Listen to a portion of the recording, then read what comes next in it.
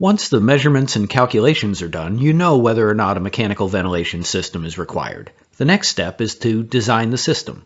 There are a lot of options to consider to ensure that this system will work well for the occupants. ASHRAE 62.2 allows a wide variety of approaches to provide air exchange in the building. The system can provide the air exchange using exhaust fans, supply fans, or a combination of both. It must be designed for automatic operation, meaning it must run without the need for the occupants to regularly turn it on and off with a switch. And the system can either run continuously or intermittently, automatically turning itself on and off as long as the average air exchange rate meets the calculated requirement. When a system needs to be installed, there are two main decisions to make. The first one is what kind of system will it be? Exhaust only, supply only, or a balanced combination of the two? The second decision is what type of control method will be used. Will the fan be sized to provide exactly the desired flow rate and run continuously?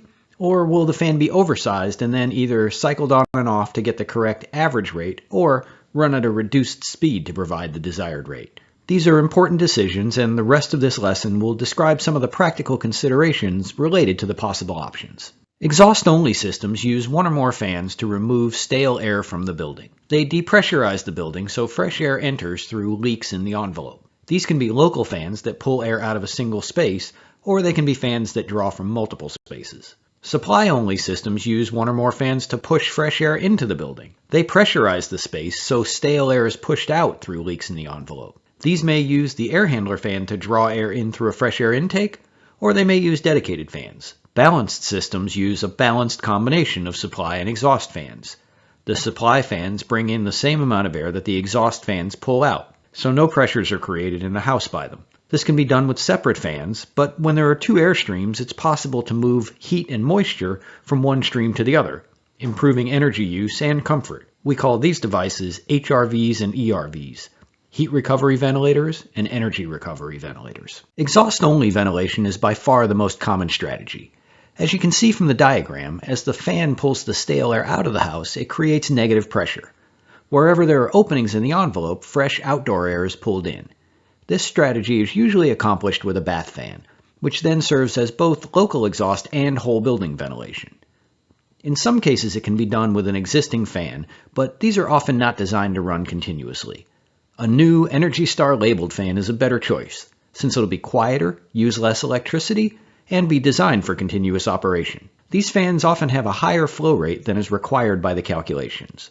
But that's good, since we want them to have a high flow rate when they're being used as local exhaust fans to remove moisture when someone is taking a shower. But in this case, they have two applications. They need to provide that high flow for local exhaust and lower flow for whole building exhaust. The low flow can be accomplished by a control system that either cycles the fan off and on regularly or turns down the speed of the fan. Some fans are available with integral ventilation controls.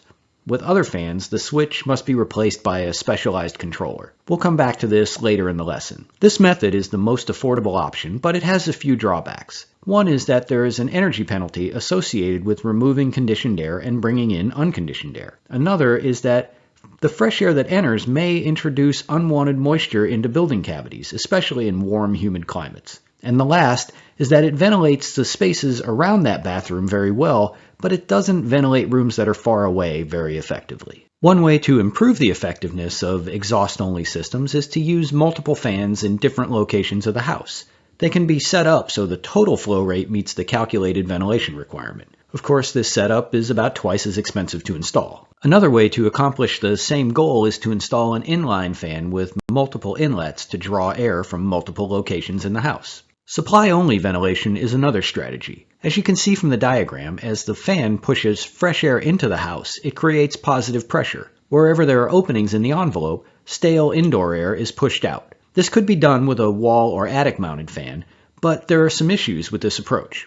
One is that house air is pushed into building cavities where it might cause problems, especially in cold climates. The other is that in the winter, cold outdoor air is introduced into just a few locations where it's likely to cause comfort issues. So this approach is rarely used. A more commonly used approach to supply-only ventilation is to add an outdoor air intake to the return stream of a ducted system. Here's a drawing of a typical arrangement. This system has several advantages. First, it uses an existing fan, the one in the air handler, and it distributes the fresh air all through the house through the duct system. and it provides the potential to heat and cool the fresh air when necessary to ensure occupant comfort. These systems are very common in commercial buildings, but they're also installed in some houses. One drawback to this system is that if all that's done is to install the fresh air intake duct, the only time fresh air is introduced is when heating and cooling is needed. For the system to work properly, the air handler must cycle on and off regularly, 365 days a year. An optimal system includes a motorized damper to only open the intake when needed. The duct should be sized to get just the right amount of airflow, and there should be a controller that turns the system on and off regularly. Balanced ventilation is the third possible strategy. As you can see from the diagram, two fans are present. One draws stale air out of the house and the other pushes fresh air in. Since the two fans have matching flow rates, no pressure is created in the house. If the supply and exhaust are at opposite ends of the house, the fresh air distribution should be fairly uniform. A balanced system provides the possibility of exchanging heat and moisture between the incoming and outgoing air streams. This can be very beneficial because it saves energy and it tempers the incoming fresh air, making the system more comfortable. This is typically done with a pre-designed all-in-one system. The diagram shows how it works. The fresh air comes in on one side and the exhaust air comes in on the other. A heat exchanger separates the streams so they don't mix, but it allows heat to move from one stream to the other. If this heat exchanger is made of metal or plastic, we call it a heat recovery ventilator, or HRV. It only transfers heat through it. But if the heat exchanger is made of a material that wicks water, like dense paper, it'll transfer moisture in addition to heat. We call that an energy recovery ventilator, or ERV. I'm sure you can understand the value of drying out the incoming air on a humid summer day, or adding moisture to the incoming air on a cold winter day. For these reasons, balanced ventilation is the most preferable option, but it's also the most expensive and complicated to install. Here's what one of these systems might look like when it's installed in a house. As you might imagine, there's a wide variety of ways one of these recovery ventilators can be installed. They can have dedicated ducting, like this diagram shows. The exhaust air comes from the hall and common areas, and the supply goes to the bedrooms. This approach ensures good distribution of the fresh air, but it might result in some comfort issues in the bedrooms. The heat exchange isn't 100% efficient, it's more like 60 to 70% efficient, so the fresh air will be a little cooler than the room air in winter and warmer in the summer. Here's another common approach. The recovery ventilator uses the supply ductwork for the heating and cooling system to deliver fresh air to the rooms. This reduces the installation cost somewhat, and it provides great distribution for the air. The exhaust ductwork is dedicated though in this diagram. It could also be integrated into the heating and cooling system return. Either way, the recovery unit needs to know when the air handler is running so it can shut down and close a damper to isolate itself. Otherwise, the various fans would compete with each other and air would start flowing in unintended directions. As you can see, there are a lot of ventilation system options. Hopefully this summary will give you a good framework to start doing research for your projects. Any air intakes into supply-only or balanced systems must be installed in locations that avoid obstructions like snow or plants, and they must be kept suitable distances from sources of contaminants like exhaust outlets and combustion appliance vents. Here are the instructions from an HRV and ERV installation manual. The ASHRAE requirements are even more restrictive. Take a look at section 6.8 for more details.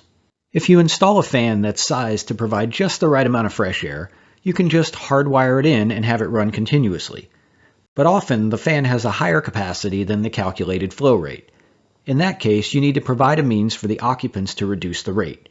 And even if the fan is theoretically sized perfectly, the occupants may still want to turn it down. Maybe they aren't home very often and they don't cook very much, so they don't need that much fresh air. For these reasons, most systems include some kind of control system that can reduce the average delivered flow rate. We can do that by either reducing the fan speed or by cycling the fan on and off at regular intervals. In addition, some systems like HRVs or fresh air intakes into ducted systems require more advanced controls to open and close dampers and turn air handlers on and off. My personal belief is that the first priority should always be to keep the controls as simple as possible. I often find control systems in both commercial and residential buildings that nobody knows how to use. If the homeowner has a hard time understanding when their filter is dirty and how to change it, will they remember how to use a high-tech ventilation control? No system will serve its intended purpose if the user gets frustrated and sets it incorrectly or even shuts it down. I think the best way to control a bath fan is with a speed controller. If you turn the speed down, the fan gets quieter and you can run it continuously. Some fans have speed controls built right in. You turn the CFM dial to the desired continuous rate, and when someone's using the bathroom, it ramps up to full speed, either using a light switch, occupancy sensor, or a humidity sensor as a trigger. This is what I installed in my house with an occupancy sensor. Another option is the air track control pictured on the right. It takes a bit of work to get it set up to the desired speed, so it goes against my keep it simple recommendation, but it's the only controller I've found that will reduce the fan speed. Once it's set up and the cover plate's installed, the only function of the exposed switch is to boost the fan to full speed for a preset period. After that, it drops back to the continuous speed. And that switch can also serve as a light control. The internal battery retains the settings for many years, even through power failures. And the settings can't be tampered with without removing the cover plate. All of the other external controllers I've seen run the fan at full speed but cycle it off and on, usually for an adjustable number of minutes every hour. If you need 30 CFM but the fan runs at 90, then it only needs to run a third of the time, or 20 minutes every hour. Here are two examples. The Smart Exhaust is nice because the settings consist of only two dials. One is for the minutes per hour of runtime, and the other is for the high-speed runtime when the bathroom is used. I installed this one in my last house and it worked great. The other one allows day-by-day programming, and it's often available at big box home stores, but like programmable thermostats, it can be challenging for our occupants to use. Controls for fresh air intakes into ducted systems are more complicated.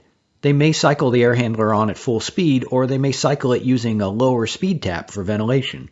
With some new variable speed systems, they may electronically reduce the fan speed to a very low level so it's quiet and energy efficient. Numerous controls are available, some are add-ons, and some are made by the air handler manufacturers for easier integration with the heating and cooling controls. ASHRAE 62.2 specifically allows the use of the thermostat fan on switch as a means for the occupants to control the system, as long as its function is clearly labeled. Requirements for determining the appropriate on time for the fan are detailed in ASHRAE 62.2. It depends on three factors: the desired ventilation rate, the capacity of the fan, and how often the fan will turn on. As long as the fan turns on at least once every 3 hours, the equation's pretty straightforward. Simply divide the desired average flow by the fan capacity and multiply by 60. That will tell you how many minutes every hour the fan must run. Let's do that calculation for our example house from 2 lessons ago. We calculated that it needs 29 CFM of ventilation. If we install a fan that delivers 72 CFM, then the necessary runtime is 29 divided by 72 times 60. The result is that the fan needs to run 24 minutes out of every hour. If the fan runs less frequently than every 3 hours, its effectiveness at ventilating the house is reduced, so it needs to run longer when it's activated. There's a formula for determining the runtime, but it's not used very often in small residential buildings since most of the systems installed in them turn on once per hour or run continuously. If you need to use this calculation, you can find it in section 4.5.2 of ASHRAE 62.2 2013.